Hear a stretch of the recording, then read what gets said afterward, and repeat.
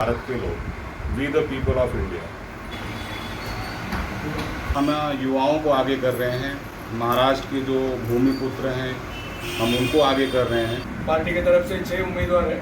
धारावी विधानसभा से मनोज लक्ष्मण वाकचौरे और वेरसोवा विधानसभा से संतोष मानिक रेबन जी। हमारी जो विचारधारा है, जय भारत, जय संविधान, जय भारतवाद, यानी कि हम भारत के लोग। आगामी महाराष्ट्र विधानसभा चुनाव में जहां विभिन्न राजनीतिक दलों में सीटों के बंटवारे को लेकर उहापोह की स्थिति बनी हुई है, वहीं दूसरी तरफ आपकी अपनी पार्टी पीपल्स ने अपने कुछ उम्मीदवारों की घोषणा कर दी है। मुंबई प्रदेश कार्यालय में आयोजित प्रेस वार्ता में महाराष्ट्र प्रदेश के अध्यक्ष योगानंद नाडार ने उम्मीदवारों की घोषणा की। इसमें से धारावी तथा वर्सोवा से उम्मीदवारों के नामों की घोषणा अहम रही। धारावी से मनोज वाकचौरे को उम्मीदवारी दी गई है। इस अवसर पर बोलते हुए राष्ट्रीय महासचिव संतोष जियालाल यादव ने भारतवाद की संकल्पना पर जोर देते हुए उम्मीदवारों को तन मन धन से चुनाव में जुट जाने का आह्वान किया है। देखिए, हमारी जो विचारधारा है वो भारतवाद की। भारतवाद यानी कि संपूर्ण भारत। संविधान की पहली पंक्ति प्रस्तावना में लिखा है, हम भारत के लोग, we the people of India. यानी हम जो भारतीय लोग हैं एक साथ भारत की जो राष्ट्र है, भारत राष्ट्र को मजबूत करने के लिए भारतवाद की विचारधारा के साथ पार्टी आगे बढ़ रही है। हम जहां भी अपने उम्मीदवार को उतारते हैं, इसका अर्थ ये है कि हमारा उम्मीदवार पार्टी के झंडे को लेके भारतवाद की विचारधारा को आगे बढ़ा रहा है। भारतवाद का अर्थ है भारत के सबसे पिछड़े तबके, वंचित, पीड़ित लोगों की आवाज़ को संसद में जाकर पहुंचाना, विधानसभा में जाकर पहुंचाना, उनकी जो आवाज़ है उनको बुलंद करना। और भारतीय राजनीति में वंचित, पीड़ित जो लोग हैं, जिन्होंने राजनीति को समझा नहीं, राजनीति को जाना नहीं, राजनीति को समझने जानने के लिए सबको अवसर, सबको भागीदारी, माननीय राष्ट्रीय अध्यक्ष जी की जो हमारे विचारधारा है उसको आगे ले जाने के लिए हम सभी को, युवाओं को अवसर दे रहे हैं ताकि वो राजनीति में आएँ। राजनीति में अपने पिता की संपत्ति कोई ना समझे। आज भारत का जो युवा है वो जाग रहा है। मध्यम परिवार का युवा, एक गरीब पीड़ित तबके का युवा राजनीति को समझने का प्रयास कर रहा है और राजनीति में बड़ी तत्परता से आगे बढ़ रहा है। इस कड़ी में आपकी अपनी पार्टी ऐसे युवाओं को आगे करके, जो लोग ये समझते हैं कि नहीं आज भी किसी किसी के मन में राजतंत्र है, जैसे धारावी विधानसभा ले लिया जाए।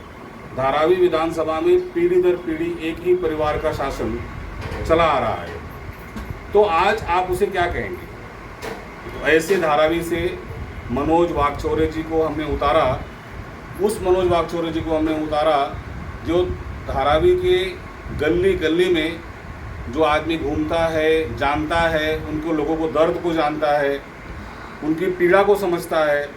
ऐसे व्यक्ति को हमने धारावी से टिकट दिया।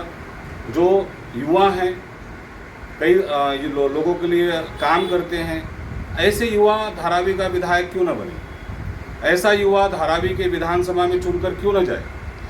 आज हर पार्टी की अपनी अपनी अवधारणा है, लेकिन हमारी अवधारणा ये है कि जब तक भारत का पीड़ित और शोषित, वंचित भारत की विधानसभा या लोकसभा में नहीं जाएगा, तब तक डॉक्टर बाबा साहेब भीमराव रामजी आम्बेडकर साहब के सपने को साकार नहीं किया जा सकता। आगामी विधानसभा चुनाव को देखते हुए आपकी अपनी पार्टी पीपल्स ने किस तरह से तैयारी कर ली है, उसके बारे में बताइए। हमारा अरेंजमेंट ऑलरेडी था, तैयारी, और यंगस्टर्स जो भी है, जो पार्टी में है, सब फुल रेडी है हम। और उसके वजह से हमारा जो डिस्कशन हो गया, जैसा हम इसके जो पिछले जो भी इलेक्शन हुआ हमारा अच्छा जो सक्सेसफुली गया, वैसा ये इस बार उससे भी अच्छा ज़्यादा सक्सेस जाएगा। वो अभी के उम्मीदवार और एकदम अच्छा स्ट्रांग जो डायनामिक जो कैंडिडेट्स है, तो आप उनसे भी बात कर सकते हैं। और हम जो पिछला जो भी चुनाव हुआ उससे 100% सक्सेस में जाएगा, हम ये करके दिखाएंगे। कितनी सीटों पर उम्मीदवार उतारने की तैयारी है आप लोगों की? अभी फ़िलहाल हमारा 6 सीट में उम्मीदवार रेडी है और आज हम 2 सीट्स के लिए अनाउंस ऑलरेडी जो कर चुके हैं। बाकी उम्मीदवार का नाम और लिस्ट आपको जल्द से जल्द अनाउंस करे जाएंगे। महाराष्ट्र विधानसभा चुनाव में आपका क्या मुद्दा होगा? किस उद्देश्य से पार्टी चुनाव में उतरेगी? महाराष्ट्र में अभी पब्लिक को आके रोज़गार नहीं है, जो प्रॉपर एजुकेशन मिलना है प्रॉपर एजुकेशन नहीं मिल रहा है। जहाँ पे जो प्रॉपर रोज़गार होगा वो जो घर खुश होगा, अगर घर खुश होगा सोसाइटी खुश होगा, ये हमारा फर्स्ट ये है। और गरीबी को दूर करना, जो लेडीज़ को अच्छा जो सुविधा मिलना, ये सब हमारा ये रहेगा।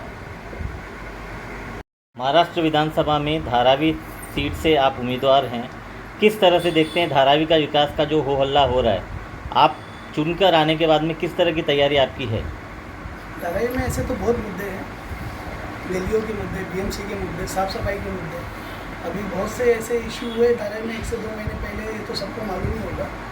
तो अगर मैं चुन के आता हूँ हमारी पार्टी की तरफ से, तो उसके बाद मैं चाहता हूँ कि साफ़ सफाई रखना, थोड़ा औरतों की सेफ्टी, राशन का मुद्दे बहुत है कि राशन उनको मिलते ही नहीं है। हॉस्पिटल में भी बहुत प्रॉब्लम्स क्रिएट रहते हैं, हॉस्पिटल में डॉक्टर अवेलेबल नहीं रहते या कुछ भी ब्लड बैंक का इशू रहता है। ऐसे बहुत मुद्दे धारावी में गिनने जाएंगे तो 10 उंगलियाँ भी कम पड़ जाएंगी। तो मैं चाहता हूँ अगर मैं अपनी पार्टी की तरफ से अगर इलेक्शन जीत जाता हूँ तो मैं पूरी कोशिश करूँगा अपने तरफ से जहाँ से बन सके कि मैं लोगों को समय देके उनके प्रॉब्लम सॉल्व करूँ। इस चुनाव में जिस तरह से धारावी के विकास का मुद्दा है, डीआरपी का मुद्दा है, किस तरह से आप देखते हैं उसको? यह डीआरपी का मुद्दा तो एक बहुत बड़ा इशू है। ये इशू सॉल्व करने के लिए ऊपर से भी बहुत कोशिशें की जाती है और बहुत दबाया भी जा रहा है। वो घर देंगे या नहीं देंगे, पात्र करेंगे अपात्र करेंगे, ये बहुत से ऐसे क्वेश्चंस है, आंसर्स इससे मिल रही नहीं है। जानने के लिए बहुत लोगों ने ट्राई भी किया लेकिन आवाज़ें दबाई जाती हैं।